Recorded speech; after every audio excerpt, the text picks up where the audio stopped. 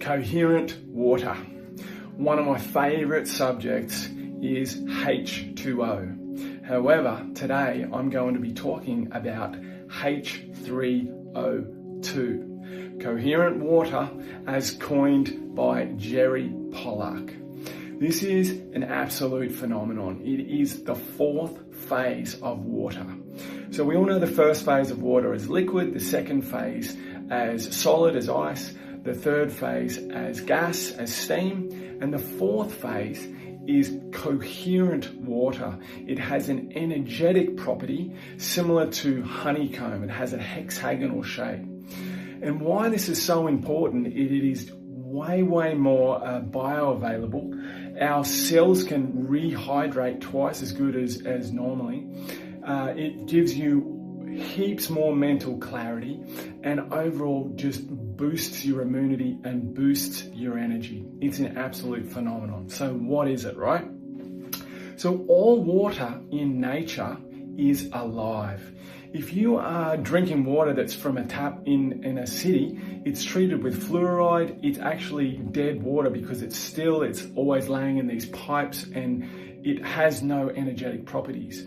So whenever we are going into nature, we're bathing in these freshwater creeks or we're standing under waterfalls, we're receiving another energetic property from the water. And think about the last time you stood by a waterfall. You didn't even go under the waterfall. You were just watching the water, and yet you walked away from that waterfall and you were highly uplifted and charged. And it's because of the energy. It's absolutely phenomenal.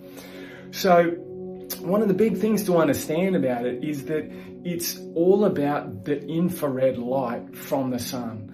And so the sun charges up the water, and the thing is that you can actually make this coherent water yourself just by moving it. The other thing is it's the movement. When it comes down the creeks, it goes through all the rocks and the eddies and spins and turns, and it picks up trace elements as well, like magnesium and iron and all these good things from all the rocks. However, we can actually do the same and create this coherent water just by spinning the water, just like with a little coffee frother, spinning the water, placing the water in a glass vessel out in the sun, and it charges it with this infrared light. It's absolutely phenomenal. So when you really start getting into researching water and all the people that have been into it, there's been a lot of people researching water and doing all this phenomenal work.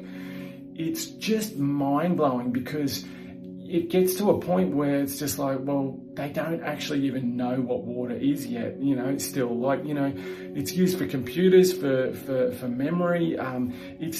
It's an absolute phenomenon. So check out people like Viktor Schauberger from Austria. He's no longer with us, but he was responsible for log flumes.